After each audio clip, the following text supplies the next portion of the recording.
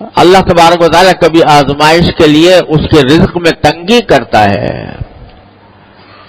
تو وہ شکوہ کرتا ہے کہ میرے پروردگار نے میری اہانت کی، میری توہین کی، میری بے عزتی کی، یعنی چاہیے تو یہ تھا کہ مجھے بہت کچھ ملتا، لیکن معاذ اللہ اللہ تعالیٰ نے میری بے عزتی کر کے مجھے بہت کم دیا، شکوہ کرتا ہے۔ اللہ تبارک و تعالیٰ آگے یہ فرماتے ہیں کہ اگر یہ رزق میں تنگی آتی ہے تمہارے تو در حقیقت اس کی وجہ تمہارے خود اپنے تمہارے اعمال ہوتے ہیں۔ رزق میں تنگی کے دو مطلب ہیں۔ ایک مطلب تو یہ ہے کہ آمدنی کم ہو اور اتنی کم ہو کہ اس میں گزارا نہ ہو سکتا ہو، یا کم ہوتا، بہت ہی تنگی کے ساتھ گزارا ہوتا ہو، یہ بھی رزق کی تنگی کی ایک شکل ہے۔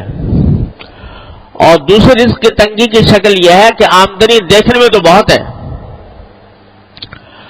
لیکن برکت نہیں ہے، اور اس کا نتیجہ یہ ہے کہ ساری آمدنی ہونے کے باوجود آدمی ہر وقت کسی نہ کسی الجھن میں گرفتار ہے۔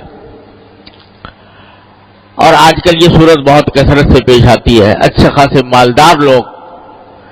مالدار لوگوں کو جن کی آمدنیاں بہت زیادہ ہیں، ان کو بھی یہ شکوہ کرتے سنا کہ پتہ نہیں کہاں سے پیسہ آتا ہے، کہاں چلا جاتا ہے، اور نتیجہ یہ کہ پیسے کا اصل فائدہ تو یہ تھا کہ انسان کو راحت ملتی، انسان کو آرام ملتا، اطمینان سکون حاصل ہوتا، لیکن بجائے آرام اور اطمینان حاصل ہونے کے اس سے پریشانیوں میں اضافہ ہو رہا ہے۔ یہ ہے بے برکتی۔ آمدنی تو ہے مگر برکت والی نہیں ہے۔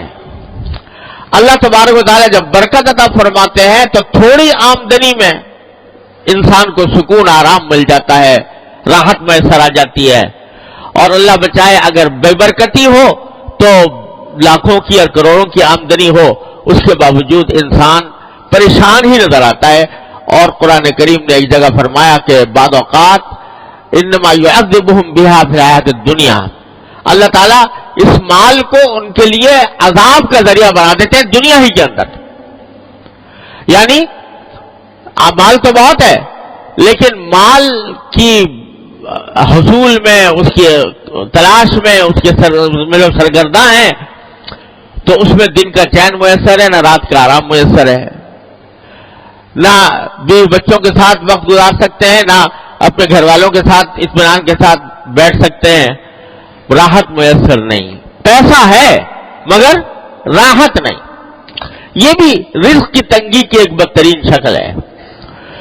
تو اللہ تبارک و تعالیٰ دونوں قسم کی تنگیوں کا، اس میں الفاظ جو ہیں دونوں قسم کی تنگیوں کے کو شامل ہیں کہ چاہے آمدنی کم ہو یا آمدنی میں برکت نہ ہو، دونوں کی وجہ در حقیقت یہ ہے کہ تم لوگوں کے حقوق ضائع کرتے ہو۔ لوگوں کے حقوق کیا ضائع کرتے ہو؟ پہلا ذکر کیا یتیم کا، لا تحاضون علی طعام بلکہ لا تکرمون الیتیم، یتیموں کی عزت نہیں کرتے۔ یہ نہیں کہا کہ یتیموں کو کھانا نہیں کھلاتے، بلکہ عزت نہیں کرتے۔ مطلب یہ کہ اول تو یتیموں کی دیکھ بھال میں تمہاری کمی ہے، اور اگر کبھی کوئی کرتا بھی ہے تو اس کا جیسا اکرام ہونا چاہیے، جیسی عزت ہونی چاہیے، اس قسم کی عزت اس کو نہیں دیتے ہیں۔ وَلَا تَحَاضُّونَ عَلَىٰ طَعَامِ الْمِسْكِينِ، دوسرے لوگوں کو بھی کوئی ترغیب نہیں دیتے کہ تم مسکینوں کو کھانا کھلاؤ، مسکینوں کے حاجتوں کو پورا کرو۔ ایک تو یہ بات تھی۔ پھر فرمایا وَتَأْكُلُونَ التُّرَاثَ أَكْلًا لَمًّا، اور میراث کو تم لپیٹ کر کھا جاتے ہو۔